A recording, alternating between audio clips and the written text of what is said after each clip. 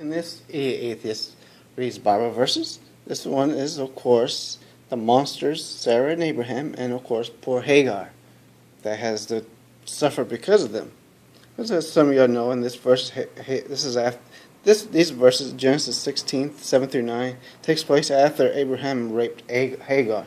If you know this story, Sarah was not able to conceive. Abraham was promised a son. So what does Abraham do? Sarah tells her, yeah, you can take my slave, have a child through her. So Abraham rapes Hagar because I thought she's a slave. She can't really consent. She doesn't have a choice. Just like Bathsheba didn't have a choice with David. And, of course, she gets pregnant, and supposedly she's looking down on Sarah because Sarah can't conceive, so Sarah's being cruel to her.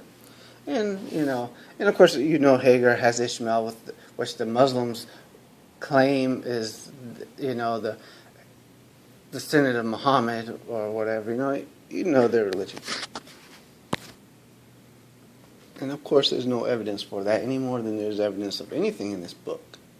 But let's go ahead in the verse 16, chapter Genesis 16, 7 through 9. And the angel of the Lord found her by a fountain of water in the wilderness, by the fountain in the way of Shur. And he said, Hagar, Sarah's maid, whence camest thou, and whither wilt thou go? And she said, I flee from the face of my mistress Sarah. And the angel of the Lord said unto her, return to thy mistress, and submit thyself under her hands.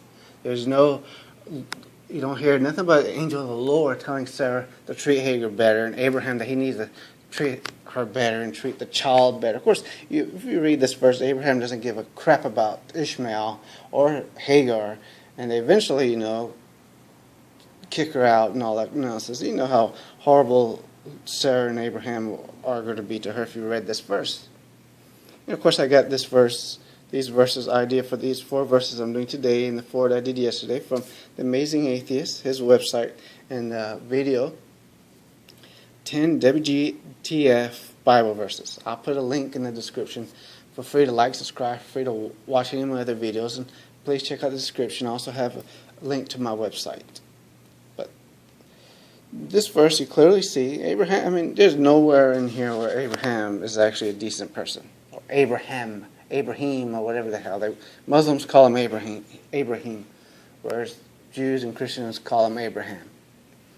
I took Middle Eastern studies when I was in college, and also I'm of Iranian descent, so I have a lot of Iranian relatives.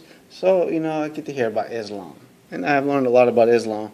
The only thing I have not read the Quran or the Hadith, and I plan to eventually. And when I do, and I read it several times, I probably do basically an idiot version of the Quran myself. You can also go to the Quran Reloaded, and then they do that. The Quran Reloaded on YouTube. It's pretty good. But seriously though, Abraham rapes this poor girl. Sarah allows Abraham to rape that poor girl, and then does this crap. Come on, it's stupid. And of course, this God, this angel of the Lord, which Christians will say maybe Jesus, the pre-incarnate Jesus, doesn't do anything to help Hagar. And eventually Hagar gets pretty much screwed. Sarah is a nasty person for doing this and treating her bad. But, you'd expect this in this point in time. Never is it going to say anything good about slavery or anything in this book. And, some people think, the old slavery, Old Testament, blah, blah, blah. The Old Covenant, I've already covered that. I'll make a video probably this summer about the New and Old Covenant and how much nonsense that is. But, let's face it. This book is a treasure trove of bad ideas. It's impossible not to find nasty verses because they're on every pages. And if you go to the Quran Reloaded, you'll notice the same thing in the Quran. This is one bloody book. What type of woman will allow their husband to rape another woman, and then when she gets pregnant, you look down on her because you think she's looking down on you, so you treat her like crap so she runs away. If she's your slave, it don't matter if she looks down on you or not. She's still a slave.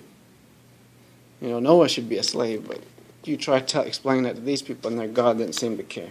They love their 10 Commandments, but nowhere in the 10 Commandments does it say thou shalt not rape and thou shalt not have slaves. Think about that. And of course, the 10th commandment, women are basically no different than cattle.